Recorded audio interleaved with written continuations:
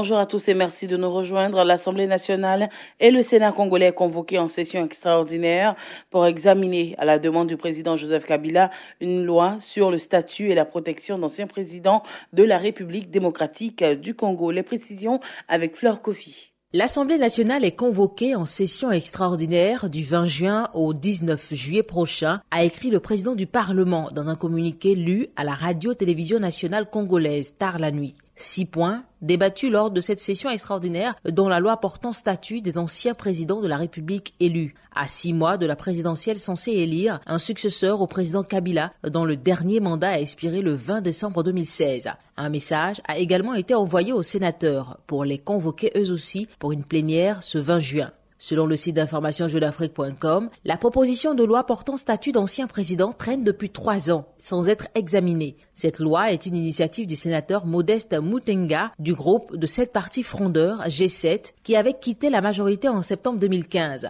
Le texte prévoit tout un arsenal d'avantages dont pourrait bénéficier Kabila une fois qu'il aura passé la main, dont une pension spéciale, la prise en charge de ses frais de santé, une résidence ou une indemnité de logement. La RDC a connu 4 chefs d'État depuis son indépendance de la Belgique le 30 juin 1960. Les 3 premiers sont déjà décédés. Joseph Kabila, à qui la Constitution interdit de briguer un autre mandat, est le seul en vie. 2 ans après l'expiration de son mandat, le président congolais continue d'entretenir le flou autour de son positionnement à l'approche de l'élection présidentielle prévue pour décembre 2018.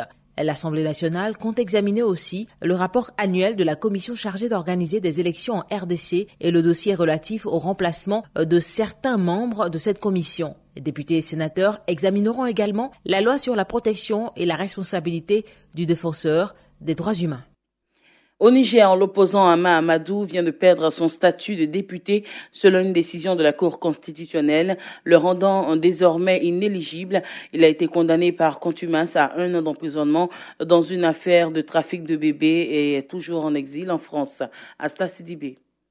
C'est sur une requête sur le Parlement que la Cour constitutionnelle a été saisie afin de constater la déchéance de Hama Amadou de son siège de député. Depuis ce mardi matin, c'est chose faite. L'arrêt numéro 4 rendu par la plus haute juridiction constate que Hama Amadou est déchu de sa qualité de député. En termes clairs, selon la Cour, il sera remplacé par son suppléant. L'arrêt de la Cour précise que Hama Amadou se trouve frappé d'une condamnation en portant déchéance et de ce fait déchu de plein droit de sa qualité de membre de l'Assemblée nationale. En mars 2017, la Chambre correctionnelle de la Cour d'appel a déclaré coupable Hama Amadou et il y a 2 mois, la Cour de cassation a confirmé sa condamnation à 1 an d'emprisonnement ferme. Selon plusieurs sources, du fait de cette condamnation définitive, le casier judiciaire de Hama Amadou n'est donc plus vierge, à moins d'être réhabilité, précise une autre source. Hama Amadou ne pourra plus se présenter aux élections municipales, législatives ou présidentielles, ce qui sera un coup très dur pour l'opposant. Hama Amadou est le second député à perdre son siège. Il y a 2 mois de cela, l'ex-ministre Abdou Labo avait également perdu son siège après sa condamnation d'un emprisonnement ferme pour la même affaire de supposition d'enfant.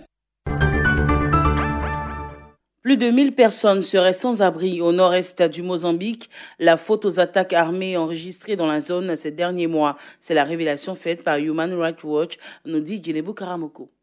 Cet état de choses résulterait de la réponse apportée par la force publique mozambicaine aux violences dont sont victimes les populations du nord-est du Mozambique. Ces violences sont attribuées à un groupe radical islamiste connu sous le nom de Al-Shabaab, les jeunes en arabe. Il s'est fait connaître en octobre dernier en attaquant la police et l'armée dans la ville de Mozimboa.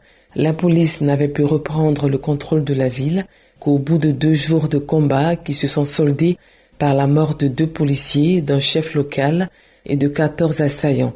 Ce groupe, constitué de nombreux jeunes, est apparu dans la région en 2014 et prône un islam radical. Les autorités l'ont accusé de vouloir renverser l'ordre établi, mais assure qu'il n'a aucun lien avec les Shabab qui sèment la terreur en Somalie à grands coups d'attentats. La police et le gouvernement affirment depuis des mois que l'ordre a été rétabli dans la province, mais des attaques sporadiques attribuées à ce groupe continuent toutefois à agiter la région, proche d'énormes camps gaziers récemment découverts au large des côtes mozambicaines. Plus de 300 personnes soupçonnées d'être proches de ce groupe ont été arrêtées depuis octobre. En Mauritanie, les kiosques sont vides. Après un préavis de 30 jours, le personnel de l'imprimerie nationale a entamé une grève illimitée depuis lundi pour réclamer 4 mois d'arriérés de salaire. Charles Cablan.